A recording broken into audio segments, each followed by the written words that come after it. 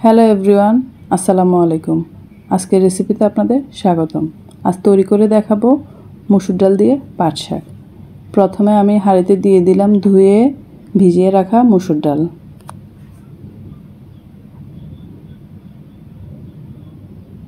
এখন দিয়ে দিলাম পেঁয়াজ কুচি, রসুন কুচি, কেটে রাখা কাঁচামরিচ। দিয়ে দিলাম হলুদ গুঁড়া, লবণ। এখন পানি দিয়ে সবগুলো উপকরণ একসাথে মিশিয়ে নেব।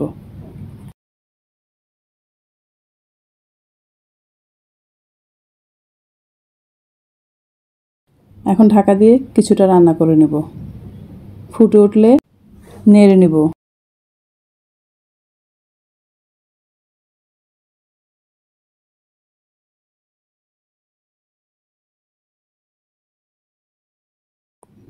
ডাল সিদ্ধ হয়ে গেলে এখন দিয়ে দেব কেটে ধুয়ে রাখা পাট শাকগুলো।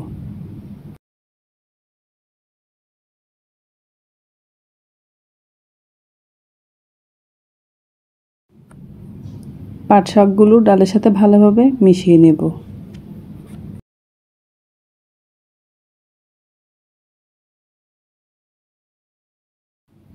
মেশানো হয়ে গেলে কিছুক্ষণ সিদ্ধ করে নেব।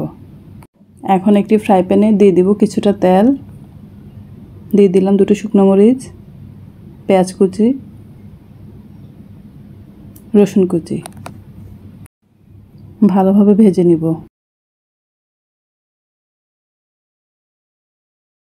ভাজা হয়ে গেলে সিদ্ধ করা শাকের উপরে দিয়ে বাগার দিয়ে নেব। ভালোভাবে মিশিয়ে নেব। তৈরি হয়ে গেল আমার মসুর ডাল দিয়ে পাট শাক। ভিডিওটি ভালো লাগলে সাবস্ক্রাইব করে লাইক দিয়ে পাশে থাকবেন।